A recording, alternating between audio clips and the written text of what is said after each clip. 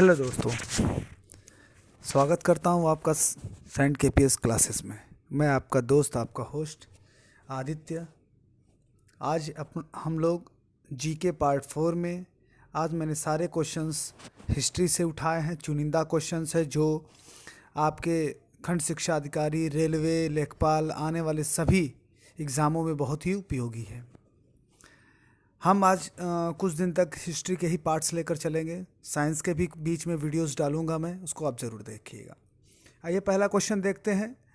कुछ हो सकता हो शब्द ब्लर हैं, क्लियर नहीं हो पाया है।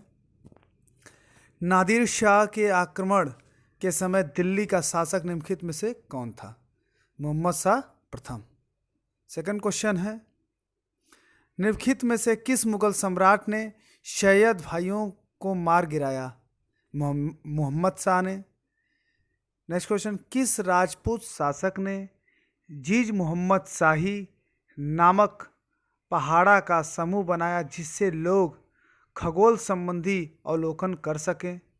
किसने बनाया? सवाई जयसिंह ने। पानीपत की तीसरी लड़ाई कब हुई? पानीपत की तीसरी लड़ाई दोस्तों 1761 ईस्वी में हुई थी। अवध के स्वायत्त राज्य का संस्थापक कौन था? सआदत खां था। शाहजहां के प्रसिद्ध तख्त ए जाऊस 1739 ईस्वी में कौन ले गया था? अफगान शासक अहमद शाह अब्दाली या फारसी आक्रमक नादिर शाह ले गया था। फारसी आक्रमक नादिर शाह ले गया था। सातवें क्वेश्चन की तरफ चलते हैं। सातवां क्वेश्चन क्या कह रहा है? मुगल वंश का अंतिम शासक कौन था? बहादुर शाह द्वितीय। आठवां क्वेश्चन क्या कह रहा है? किस लड़ाई में नादिर शाह ने मुगल सम्राट मोहम्मद शाह को पराजित किया? किसमें? करनाल की लड़ाई में पराजित किया। औरंगजेब की मृत्यु के बाद उसके 3 पुत्रों के बीच हुए उत्तराधिकार के संघर्ष में कौन विजयी रहा और बहादुर शाह प्रथम के नाम से शासक बना? कौन बना? मुअज्जम बना। कौन बना? मुअज्जम बना। मुगल शासक बहादुर शाह प्रथम ने सिखों से बेहतर रिश्ता स्थापित करने के लिए किस सिख गुरु को मनसब प्रदान कर उनके साथ संधि करने का प्रयास किया? गुरु गोविंद सिंह। लौहगढ़ का किला किसके द्वारा बनाया गया? लौहगढ़ का किला किसके द्वारा बनाया गया? गुरु गोविंद सिंह द्वारा बनाया गया। बहादुर शाह प्रथम के बाद गद्दी पर कौन बैठा? बहादुर शाह प्रथम के बाद गद्दी पर कौन बैठा? यह आपके लिए होमवर्क है, इसको आप ज़रूर करिएगा। नहीं आएगा तो आप कमेंट्स बॉक्स में लिखिएगा, मैं बताऊंगा उसको। अपने 13 क्वेश्चन की तरफ चलते हैं। लाल कुंवर नामक वैश्या किसके शासनकाल में मुगल साम्राज्य की कर्ता वर्ता बन गई? किसके? जहांदार शाह। किस मुगल अधिकारी के सहयोग से बहादुर शाह प्रथम के बाद जहांदार मुगल गद्दी पर आसीन हुआ?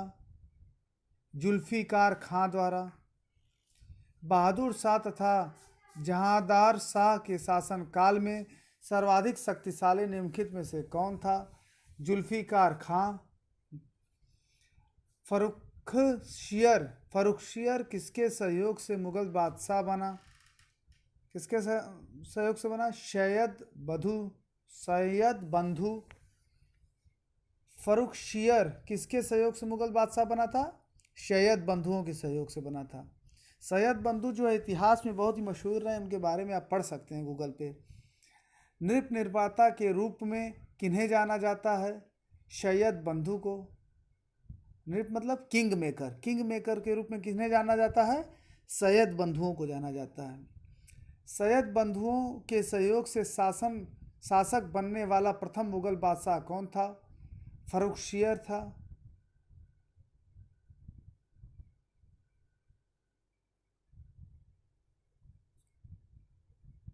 अठारह के बाद 19 पे आ जाते हैं हम।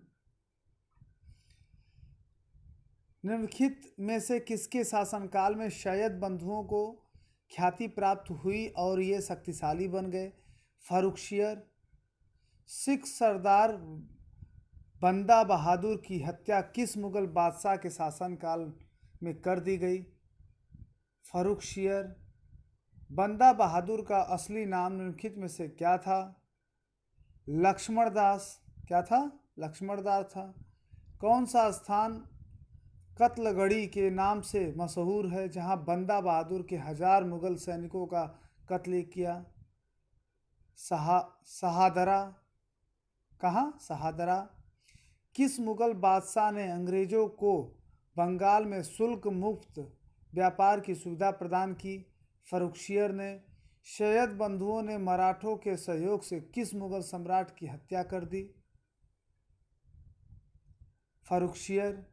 सैयद बंधुओं अब्दुल्ला खां तथा हुसैन अली का पतन किस मुगल बादशाह के समय हुआ था? मुहम्मद शाह।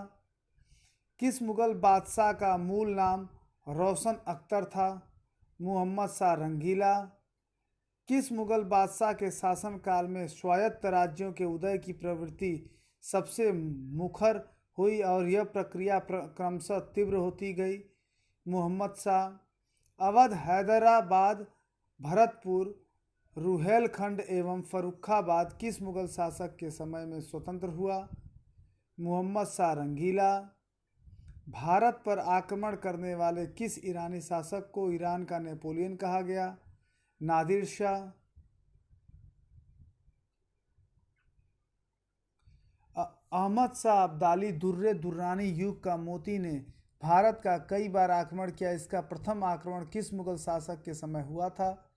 आलमगीर द्वितीय। शाह आलम द्वितीय किसके शासनकाल में हिजड़ों तथा महिलाओं के एक वर्ग का मूल दरबार में काफ़ी प्रभाव बढ़ गया था? मुहम्मद शाह।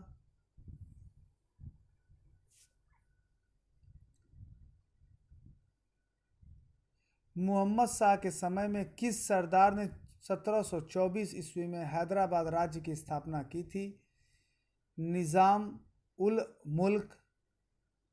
निम्नलिखित में से किसके बारे में कहा जाता है कि उस मुगल दरबार से जाना निष्ठा और लाभ का साम्राज्य से चला जाना था? निज़ाम उल मुल्क। किसके शासनकाल में बंगाल और अवध एक स्वतंत्र राज्य के रूप में स्थापित हुए? मुहम्मद शाह।